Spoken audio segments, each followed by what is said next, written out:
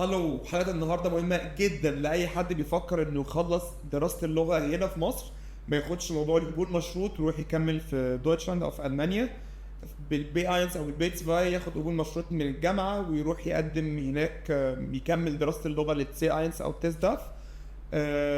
خاصة إن إحنا معانا النهاردة باشمهندس طارق. الو. يا باشمهندس طارق، الحمد لله. إيه الأخبار؟ ايه الاخبار؟ نورنا. الحمد لله. باشمهندس طارق وصل الحمد لله للتيست ده ان شاء الله، والنهارده جايبه يحكي لنا عن تجربته ازاي وصل للليفل تيست ده، خاصه ان في مصر مفيش اماكن كتيره بتمتحن سي 1 او سي 2 غير في جوتا، وفي ام اي جي بتمتحن بي اس دي سي 1. فبالتالي احنا جايين برضو نشارك خبرتنا مع باشمهندس طارق. هيحكي لنا عن التيست داف، ايه التيست داف، ازاي اقدم على التيست داف، ازاي اوصل له. عاوز نفسك. ماشي، انا محمد طارق. انا لسه متخرج من كليه هندسه. انا بدات ادرس الماني قبل الكليه، عشان انا كانت البلان اصلا ان انا احاول ادرس بره في المانيا، بس مع كورونا وكده الدنيا قفلت شويه، فاجلنا البلان ده ان احنا ان شاء الله بقى نكمل ماستر. فبس انا يعني الحمد لله ده خلاني يعني اداني الدافع ان انا ادرس اللغه الالماني وان انا اوصل للتيست داف. فانا النهارده بقى ممكن نحكي على الرحله من الاول يعني في السريع كده. احكي الاول خالص يعني، انت طبعا اخدت الدويتش، انت كنت عايز تعمل باتشلر بس هو جرب. بالظبط. طيب ايه اللي خلاك تدرس دويتش من الاول اصلا يعني؟ والله يعني انا كنت خلصت اي جي، حسيت انا الحمد لله كان عندي فرصه يبقى معايا شهاده قويه شويه وبتسهل لي القبول بره في المانيا. قلت ماشي، ممكن لو درسنا اللغه نشوف لنا باتشلر بره. فطبعا مشيت فيه شويه والحمد لله كانت الدنيا لذيذه، ودرست برضه في ام اي جي حبه واماكن تانية حبه. بعدين بقى جت كورونا قفلت الدنيا واجلت الدنيا شويه، فقلت ماشي نكمل وخدت البيت باي. بعد كده يعني بعد ما الكورونا بدات تفتح تاني شويه، قلت خلاص طب انا هاخد بقى السي اينز ويجي لي القبول النهائي وما اروحش بقى على سنه متاخر وكده. فقررت بقى ان انا اسجل التست ده. طب كورس بتاع عايز اخدته كان اونلاين صح؟ خدته اونلاين، وطبعا في ناس كتيره ممكن تتعامل بالسي اينز سيلف ستادي طالما هم وصلوا البيت باي، يعني هو مش اصعب حاجه.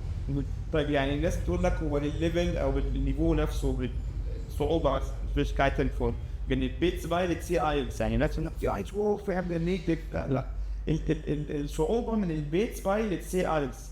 هل هو الموضوع النيفو عالي قوي او الليفل الفرق كبير جدا من السي ايلتس والبيتس باي؟ هو في فرق يعني في فرق يلاحظ، لكن يعني لو الواحد خد وقته مع السي اينز ما حاولش يجري فيه، لا عادي تماما يستوعب تماما يعني يتذاكر تماما عادي، ما فيش اي مشكله. يعني تقدر يتعامل يعني. بكل سهوله. طب ايه الفرق بين ان انا اخد قبول مشروط من هنا واروح اكمل دراسه في المانيا لغايه سي 1، وان انا اخلص لغايه سي 1 هنا واطلع اخد قبول نهائي في جامعه؟ طبعا في فرق، ان هو انا لو خدت القبول المشروط هيبقى معايا مثلا هنا شهاده بي اينز او بيتس باي، هتقول الكليه هتقول لي تمام اوكي تعالى، لكن قبل ما تبدا دراستك معانا هتخلص في يعني سنتر لغات السي اينز بتاعك، وده عاده بياخد سنه. في بقى اللي انا لو معايا القبول النهائي خلاص انا معايا السي اينز اللي هم عايزينه، خلاص هروح ابدا اول ما اروح ابدا دراستي في الكليه الفيرست سمستر زي ما عادي. طيب هل فعلا بيقولوا ان الامتحان هناك بيكون اصعب من هذا اللي انت تروح تدرس هناك وتمتحن سي 1 هناك بتكون اصعب من ان انت تخلصه هنا؟ يعني في ناس عندها التجربه دي، في ناس عندها التجربه دي، على حسب برضو الامتحان اللي اخترته، وعلى حسب يعني انت تعرف تتعامل ازاي بالدراسه لوحدك بره فجاه كده، عشان هي برضو لازم تبقى رايح تدرس لغه مش تدرس، لكن برضو لازم تصرف على نفسك وتقعد بره وكده. يعني هي تجارب، يعني ناس وناس بتشوفه اسهل واصعب.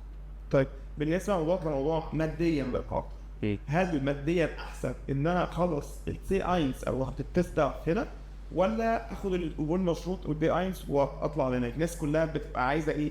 اخد جاست البي 1 او قبول مشروط او بس جاست قبول جامعه بس واهرب. ف ممكن استنى وخلص السي 1 هنا، سواء تحت كمبيوتر او في اس دي في ام واي عندنا. فانت بترجح انهي اسهل او انهي والله يعني هو كل اوبشن ليه مزايا طبعا، يعني في الناس اللي بتقول انا خلاص انا هاخد البي اينز واسافر على طول، ده مثلا يكون هو عايز مستعجل في السفر، عايز يسافر دلوقتي وهيتصرف بعدين. انما اللي عنده الفرصه ان هو يستنى شويه، اكيد طبعا ماديا اسهل ان هو يقعد هنا في مصر سنه، وطبعا يعني طبعا الكورسات ليها مصاريف والامتحان ليها مصاريف، لكن لا تقارن طبعا الواحد بيصرف على نفسه بره لسه بيدرس لغه. كده على فكره عندك بالظبط. لو بتشتغل عامة يعني. اوكي طيب سي 1 جود سيرتيفيكات، سي 1 اي اس دي ولا تقدر؟ يعني هو في مصر عادة يعني الاوبشنز هي التست داف او الاو اس دي. انا شخصيا وقت ما امتحنت كان التست داف هو اللي موجود. اوكي. فانا يعني ده اللي بحثت فيه وده اللي دورت فيه، وهو مانجبل جدا. بره بقى لا، لو هتروح من قبول المشروط وتدرس في بقى عندك اوبشنز كتير جدا، في بقى التلت، في بقى التست داف اللي انت عايزه، اللي انت عايزه. طيب ازاي حضرت للكونتنت؟ والله هو التحضير كان خد فترة شوية. أنا الامتحان بتاعي كان في آخر شهر 3 في 2022.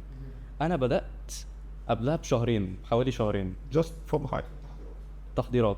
إن أنا بقى أحل امتحانات كتير جدا جدا، إن أنا بقى أشوف مثلا بقى توك شوز ألماني، أشوف بقى فلوجز ألماني، نيتيف سبيكرز بقى بيتكلموا إزاي، بياكلوا الكلام إزاي، اللهجات، الكلام ده، عشان بقى أتعود على الكلام. عشان هو التست ده بقى يعني designed for academic purposes. انا ده هم في الامتحان حاطينه ان انت واحد داخل تدرس من الكليه كلام تقيل، اوكي. فبقى كله statistics، كله كلام يعني بقى literature تقيله كده يعني. انا دلوقتي في بيت تمام. هل ينفع اخش على التست ده على طول، ولا تنصحني ان انا اخد البيت سباي نوت سيرتيفيكات او دي اس دي، وادخل بعد كده على التست ده؟ والله يعني هو التست داف مش هيقول لك لا، هو اصلا التست داف مصمم ان هو يعني 5 ليفلز، في من اول اينز لفينف. فينف ده اللي هو يعادل السي اينز، البيت فاي ده اللي هو يعادله الفير. فانت يعني لو دخلت ممكن تجيب الفير عادي، بس هو بقى على حسب الجامعه اللي انت عايزها. في جامعات تطلب مينيمم 3، في جامعات تطلب لا مينيمم 4. فيعني هو كل واحد والريكويرمنتس بتاعته يشوف، بس هو مش هيمنعوك ان انت تدخله. هو يعني جنرال كده وبيحط الناس على سكيل. اوكي. طيب انا دلوقتي في البيت سباي، ازاي احضر نفسي التست ده؟ حاجات بسيطه، روتين يومي اقدر اعمله بحيث ان هو يقدر يساعدني ان انا لما اوصل للتست ده الدنيا تبقى شويه احسن. هو انا انصح اي حد عايز يدخل تيست داف اللي هو مش، حتى لو مش عايز يتعمق في السي اينز، يقرا منه شويه حاجات. في شويه توبكس مهمه من السي اينز دايما بيركزوا فيها في التيست داف، زي يعني على ما افتكر النوميناليزيرون ده مهم بالنسبه لهم. في برضه كذا توبك كده لذيذه من السي اينز، حتى لو مش عايز الليفل كله اقراها افهمها، دي هتساعدك كده كده مهما مستواك. الروتين بقى طبعا يعني لو عايزين نبقى بسيط، كل ما بدانا تحضير بدري كل ما كان الروتين اسهل. اوكي. يعني انا لو انا بدات قبليه بشهرين كان لازم اقعد يعني 3 4 ساعات في اليوم محضر. لو كنت بدات قبليها ب4 كان ممكن يبقوا ساعه ساعتين كل شويه. اوكي. فتاخد وقت تحضير يومي. خد وقت. نحن ممكن بقى نحل مثلا بدل امتحان في اليوم نحل مثلا موديول في اليوم، نحل مثلا واحد رايتنج اليوم ده، واحد ليسننج اليوم ده كده يعني.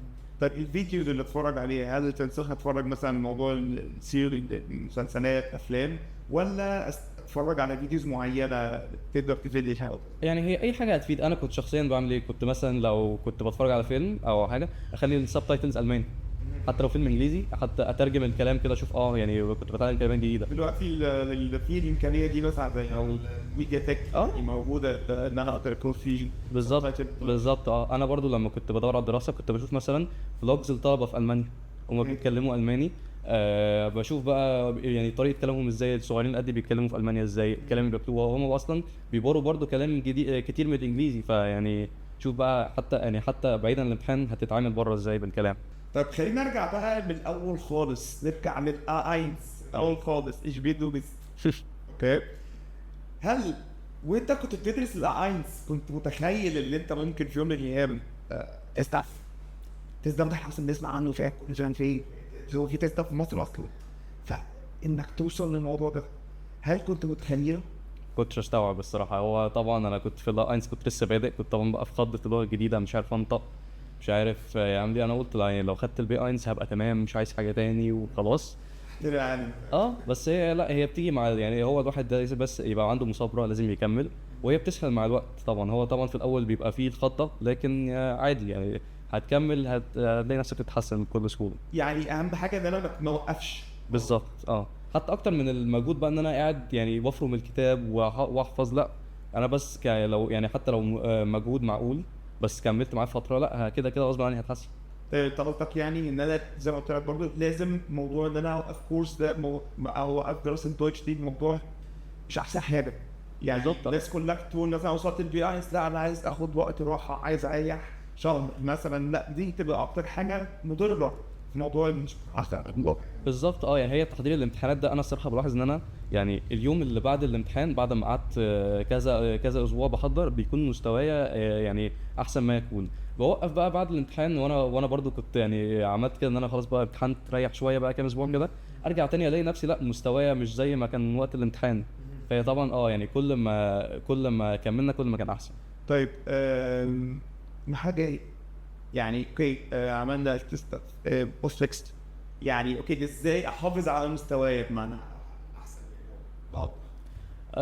يعني هو في ليفلز الالماني المستوى الجاي هو السيتس باي، لكن يعني اظن معظم الناس مش محتاجه السيتس باي. هو الاحسن بقى يعني مينتننس ان احنا بقى خلاص نمارس اللغه، نتكلم مع ناس اكتر، استغل بقى المهارات اللي معايا. شوف بقى اللي عايز يدرس بره، اللي عايز يبقى ياخد بقى انترناشونال ايفنتس بقى سيمينارز مش عارف ايه، نستغل بقى اللغه اللي حسناها. بالظبط ان انا احاول اطبق ان انا بالظبط. مش عيب ان انا ارجع البي اينز تاني واشوف الفيديو الانفيديو واشوف اراجع تاني مع الكتاب.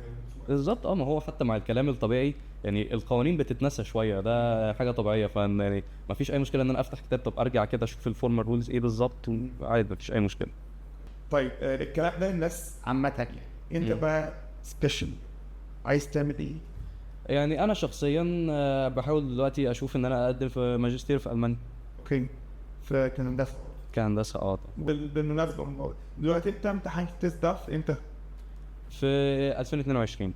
هل ينفع تقدم بيه دلوقتي؟ هو في صفحه التست ستاف وفي الاف اي كيوز والهيلب سنتر بتاعهم كاتبين ان التست ستاف ده ما عندوش اي اكسبيريشن، لكن في انستتيوشنز معينه هتقول لك يعني عايزين شهاده في اخر 10 سنين. اوكي فده بيديك مثلا اوبشن ان انت تخش تاني يعني عادي ممكن، بس يعني غالبا يعني لو حاجه هتبقى في الكام سنه دي ما اظنش هيطلبوا يعني. ونفس الكلام في البيتس فاين، هو شهادات الالمانيه بتاعت جوتا والتست داف دي ما عندهاش اكسبيريشن فورمال يعني، لكن في انستتيوشنز بتطلب حاجات ريسنت. عادة الناس بتوصل للليفلز المتقدمة دي عشان حاجتين، يا اما يخش ككول سنتر او يدرس مثلا كطب او كان يحصل ادفع امور لغيري. وزي ما قلت لك يعني الناس دلوقتي بيقولوا مرتبات وصلت يعني حوالي كام 40 25 مثلا مثلا. انا مش شغال باللغه يعني، انا اللغه بس برضه يعني انت اللغة خدت منك وقت كبير وفلوس كتير، اكيد بتفكر انك عايز يعني كوم باك بقى بي باك فاهمني ايه؟ ما هو طبعا بس انا بقى يعني هدفي انها اللغه تصب في دراسه الهندسه، مش ان انا يعني في ناس بتبقى هدفها ان هي خلاص انا ادرس لغه اشتغل بيها، وده طبعا هدف كويس جدا. انا شخصيا كان هدفي لا، ان انا اللغه هتساعدني في الدراسه بتاعت الهندسه. طيب ايه المجلش كان عليه اوبشنز ان انا اقدر اشتغل بالسي اينز؟ بالسي اينز طبعا في طبعا انا يعني على البلاتفورمز بتاعت الجوب سيرشنج كده بلاقي يعني فرص كتير جدا للكاستمر سبورت انترناشونال كول سنترز وكده. وطبعا اللي معاه الماني بتبقى مرتباته اعلى من اللي معاه انجلش بس. في طبعا بقى اللي عايز يدرس، اللي عايز يعمل كورسز، ده في اوبشنز كتير. اللي عايز يشتغل باللغه بس، في بقى طبعا اللي عايز اللغه عشان يدرس بيها بره، طبعا الاوبشنز اكتر. انت ممكن يا اما تدرس بره يا اما ممكن تغير الكارير بتاعك او تشتغل حتى كبارت تايم يعني. بالظبط بما انك كنت موجود في ام اي جي فتره ودرست بره فتره وعندك خبره يعني اكيد في المجال، حتى في الكورسات انك بتاخد كورس تبقى عارف ان الهير اللي بيدرسك او اصحاب شاطره او لا. فيعني انطباعك عن ام اي جي ايه، او تقدر تقول تريكومند للناس بايه؟ طبعا انطباعي عن ام اي جي كويس جدا، انا درست فيه فترات وفترات زي ما قلنا. يعني طبعا المدرسين شاطرين جدا ومحترمين جدا زي ما في ناس شاطره في كل حته، لكن الجو هنا في ام اي جي بيعملوا اتموسفير يعني خلاص الواحد بقى بيبقى عنده الدافع ان هو يدرس ويحسن من نفسه، بيبقى في اتموسفير مريح جدا وموتيفيتنج جدا، وده طبعا اللي خلاني اجي اعمل البودكاست النهارده. انا ما بعرفش لسه يا جماعه ولا اي حاجه. طارق انا عارف انت خريج ماس كمبيوتر. المجال ده في دويتش في المانيا في ناس تقدر تسافر بره من دويتش صحيح؟ هو طبعا المجال الكمبيوتر في المانيا كبير جدا، في شركات كبيره جدا ومالتي ناشونال كبيره جدا، في ناس ممكن تلاقي فرص انها تسافر من غير لغه الالماني كده، لكن طبعا طالما في المانيا كل ما كانت اللغه احسن كل ما هتقل الموظف هيبقى للشركه هيبقى فاليود احسن، وطبعا هتبقى الاكسبتنس ريت اعلى بكتير. اوكي طيب ازاي ادور على شغل في المانيا مثلا؟ شغل في المانيا زي ما بندور يعني على شغل الهندسه في اي حته، ممكن نشوف لينكدين، ممكن نشوف انديد، ممكن نشوف جلاس دور. هي كل الشركات دلوقتي بقت تقدم على الحاجات البلاتفورمز الجوب سيرشنج الاونلاين. يعني انت هنا من هنا اونلاين ممكن تلاقي شغل في اماكن، صح كده؟ بالظبط. هو في فرص كتير جدا طبعا ريموت ورك وكده، بس طبعا يعني الماجوريتي من الشانسز بتبقى اون سايت او هايبريد، حبه هنا حبه هناك. ليه ما فكرش تعمل كده ده وتشتغل في الماستر؟ والله انا بالنسبه لي شايف ان الماستر هتقل السي في كده كده، فبالمره شايف ان احنا ممكن يعني نمشي في الاتجاهين طالما احنا كده كده هناك. يعني ممكن وانت في الماستر تشتغل؟ عادي. في فرص كتيره جدا للستودنتس، في بروجرامز للستودنتس، في اللي بيشتغل بارت تايم، يعني في فرص كتير. تمام. طب يعني مثلا دلوقتي واحد مخلص ثانويه عامه تنصحه ان هو عايز يخش هندسه مجال الانفورماتيكا او اي تي يعني تنصحه بيه اكتر ولا تنصحه من ايه؟ يعني انا شخصيا دخلت فيه ومجال عاجبني وانصح بيه، بس طبعا بقى كل واحد وهو عايز ايه وهو ميوله بالظبط. بس كده كده يعني مهما المجال اظن يعني لغه تانية هتقل السي في. وانا بس عندي سؤال، اكيد انا والناس اللي بتتفرج مستغربين ان شاء الله انت وصلت للتيست داف بالدويتش اللي معاك تقدر تشتغل بيه، وما شاء الله كاي تي كمبيوتر ساينس وصلت لليفل اللي تقدر برضه تشتغل بيه. ليه اروح اعمل ماستر تاني من الاول واذاكر هو طبعا يعني انا الصراحه خدت القرار ده، في ناس كده مش بتاخده، بس انا شايف ان على اللونج تيرم يعني احس ان ده يعني دلوقتي ممكن ما يبقاش اكتر عائد، لكن قدام حاسس ان انا لو معايا ماجستير ومعايا لغه كويسه هيفتح لي فرص اكتر على اللونج تيرم يعني. وده طبعا نفس الفكره اللي خلاني اصلا اخد الماني من الاول. ما انا واحد كنت خلاص اول ما بدات عارف ان انا هقعد سنه سنتين هدرس لغات، وبعدين همتحن، وبعدين بقى نشوف ورق والموال ده كله خلاص، عشان هيبقى في ليه عائد قدام. فده يعني نفس ده اكستنشن بس من الفكره يعني. اوكي. فانت قررت ان انت تضرب زي عصفورين بحجر كده، ان انت تروح تاخد الماستر وتشتغل هناك. بالظبط. هو هناك زي ما قلت بيبقى عندهم برضو ثقافه ان هم يشغلوا الطلبه عادي، بيبقى في بروجرامز كتيره جدا للطلبه، شغل البارت تايم ده عادي، ما يعني بيبقى في فرص ان شاء الله. طب يعني انت مثلا بتفكر ان انت بعد الماستر تكمل اكاديميك تعمل بي اتش دي او حاجه؟ يعني ده لونج تيرم بزياده شويه. يعني ممكن نخلص الماستر ونشوف بقى قدام فيه يعني، ممكن بي اتش دي، ممكن بقى ندخل الاندستري على طول على حسب. ان شاء الله. انا مبسوط جدا انك بتتمرن دول. ان شاء الله. وشكرا انك فدت لنا خبرتك. واكيد طبعا اي حد عنده سؤال في الكومنتس يقدر يسال ونرد عليه على طول. قبل ما نختم عايز اقول بس ان انت لو ناوي تسافر بره انت هتفضل طول حياتك تذاكر. دايما لازم يكون في تطور في حياتك، لازم تطور من حياتك، لازم تذاكر سواء في مجالك سواء كلغه. بره الدنيا هتقتل بزمارها اكتر من ان انت بتذاكر فور nothing. بره مفيش حاجه اسمها ان انا بذاكر فور nothing، بره مفيش حاجه ان انا بطور من نفسي فور nothing. لا، كل حاجه ليها فاليو، كل حاجه بتبقى worth it يعني. ما تتخيلش ان انت هتقعد تذاكر وهتحرق وقت وهتحرق فلوس ان انت بتطور من نفسك for nothing. وفي الاخر طبعا احب اشكر طارق، هو محمد طارق على فكره ويعني من الناس القريبه مني جدا، وكنت لازم اجيبه علشان يشارك خبرته معي. وشكرا استاذ طارق. اتشرفت والله.